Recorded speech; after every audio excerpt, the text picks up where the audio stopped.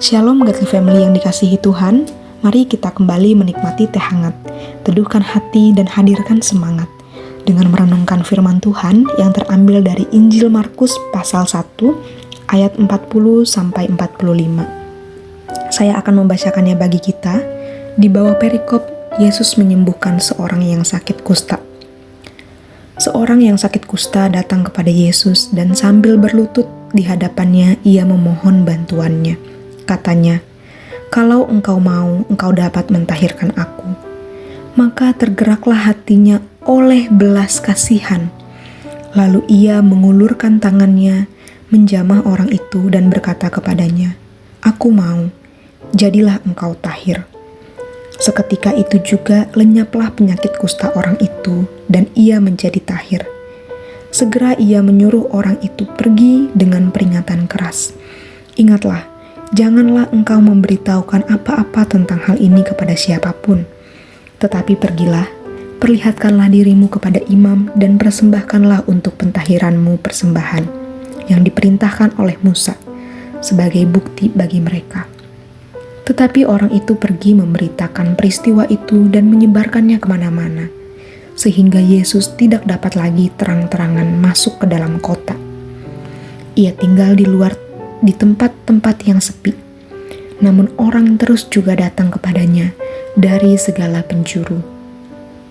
Godly Family, pada bagian ini kita melihat peristiwa di mana Tuhan Yesus menyembuhkan seorang yang terkena penyakit kusta.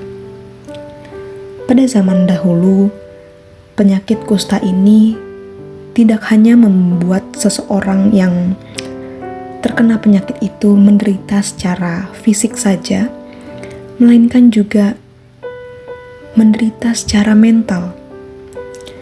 Orang yang terkena penyakit kusta ini adalah orang yang dianggap telah menderita penyakit yang menjijikan, yang najis, atau juga menderita penyakit itu karena kutukan, sebuah kutukan. Karena penyakit itu dianggap sebagai sesuatu yang najis begitu. Jadi orang yang sakit kusta ini adalah juga orang yang dikucilkan, dijauhi oleh orang-orang yang sehat yang tidak menderita penyakit kusta. Dan suatu kali dengan kerendahan hati, orang yang terkena penyakit kusta ini datang kepada Tuhan Yesus dan memohon bantuan Tuhan Yesus untuk menyembuhkan penyakitnya. Dan di sini respons Tuhan Yesus adalah Tuhan Yesus mau menyembuhkan orang tersebut. Tuhan Yesus bukan hanya menyembuhkan penyakit orang kusta tersebut dengan kuasanya, tetapi juga Tuhan Yesus memberikan kasih-Nya kepada orang yang dianggap oleh orang-orang pada umumnya itu adalah orang yang seharusnya dijauhi dan dikucilkan. Tetapi respon Tuhan Yesus terhadap orang yang terkena penyakit kusta ini justru adalah menerima orang itu. Tuhan Yesus menerima orang tersebut, menjamah dan menyembuhkannya. Dan semua yang dilakukan Tuhan Yesus itu didasarkan oleh belas kasihan Tuhan. Di ayat 41 dikatakan, tergeraklah hatinya oleh belas kasihan. Dan Tuhan Yesus menyembuhkannya. Godly Family, dari bagian ini, mari kita belajar dari Tuhan Yesus. Ketika kita melakukan sesuatu hal, dalam hal apapun, mari kita periksa lagi diri kita. Motivasi apa yang ada di dalam diri kita ketika kita mengerjakan sesuatu hal? Apakah kita tergerak oleh belas kasihan karena kita mengasihi?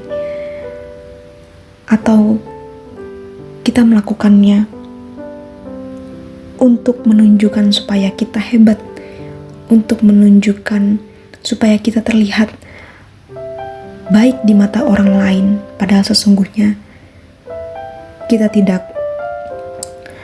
betul-betul mengasihi orang lain. Tetapi dari bagian firman Tuhan ini, mari kita belajar dari Tuhan Yesus. Kita sebagai orang-orang yang telah mendapat belas kasihan terlebih dahulu dari Allah, sehingga Allah mengampuni kita melalui kematian Tuhan Yesus Kristus dan kebangkitannya.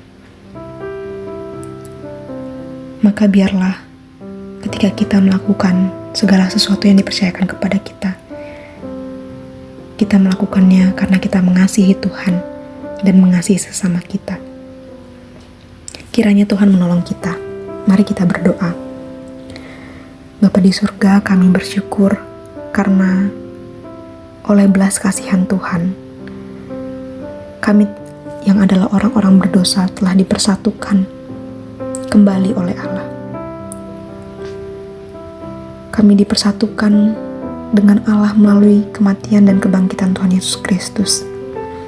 Tuhan, tolonglah kami untuk memiliki motivasi yang benar ketika kami mengerjakan segala sesuatu di dalam kehidupan kami. Kiranya Tuhan terus menguatkan kami. Terima kasih Bapa, di dalam nama Tuhan Yesus kami berdoa. Amin.